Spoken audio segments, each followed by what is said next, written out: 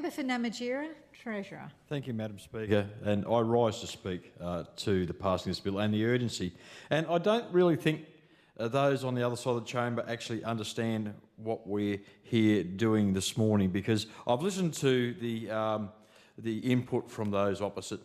We're here dealing with a specific administrative matter that needs to take place to create a position so that we can do the police public safety officers. Now, there is an administrative task that needs to happen so that the positions can be created. Now, the thing is, Madam Speaker, if we delay that, then we, in effect, delay the appointment and putting those people on the ground where they're needed. And we need those people on the ground, Madam Speaker, because police public safety officers are about improving effectiveness of our Northern Territory Police, improving their response capability, and then also the career paths for housing and transit safety officers who will transition across, but other people looking to move into the police force. And what this does, Madam Speaker, the whole bill, which is not what we're debating today, we're only debating the actual administrative part of creating the position so that the actual consultation work can take place. But what the actual larger part of the bill does is it creates flexibility and efficiencies for our police force. But we need to create the statutory preconditions for that employment, and that's what we're here doing today. It's a very simple piece, Madam Speaker, and the opposition are trying to conflate something that is completely different to what we're trying to do today.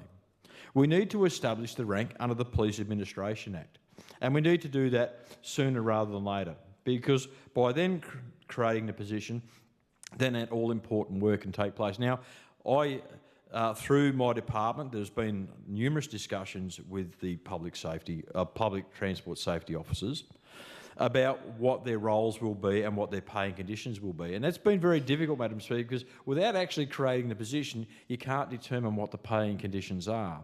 So we have a number of people within my agency who want to transfer across, but they need to know what their pay and conditions will be. This piece of legislation that we're bringing on urgency today allows that discussion to take place and not delay it. Otherwise, we'll delay putting these people on the ground for months and months and months, and that's to the detriment of Territorians. Because I said in the media yesterday, I was asked about legislation and what goes through the scrutiny committee and what we bring into this House. I said, we will bring matters on urgency and we will pass them on urgency when they are of benefit for the safety of Territorians. When we need to provide for the safety and security of Territorians, I make no apologies for bringing acts on urgency into this parliament and passing them where we can provide that safety for Territorians. And that's what this is about, Madam Speaker.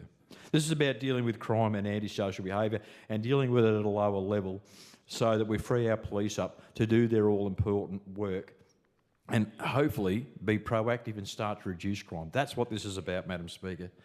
And I listened to the Leader of the Opposition talk about disrespect. I think the Leader of the Opposition needs to look in her own backyard and look at Labor's track record on how you respected Territorians. I think Territorians had their say on what they thought about how Labor respected them just 12 months ago. And the member for Gwadja spoke about no plan. Well, I don't think that's quite correct. We've been very, very clear with our plan, particularly on the police public safety officers. We've been very, very clear about that plan and the work that we're doing to bring these people online. And this is a piece of work to make that happen. And we're doing it on urgency because we don't want to delay it.